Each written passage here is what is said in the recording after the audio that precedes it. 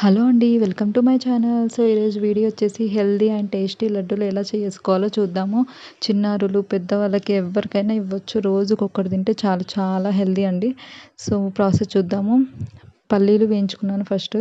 పల్లీలు, పచ్చి కొబ్బరి సపరేట్‌గా వేయించుకోండి. పచ్చి కొబ్బరిలో కొంచెం నెయ్యి వేసుకొని రెడ్ కలర్ కొంచెం కలర్ చేంజ్ అయ్యే వరకు సిమ్‌లోనే వేయించుకోవాలండి. నెక్స్ట్ జొన్నలు కూడా తీసుకున్నాను.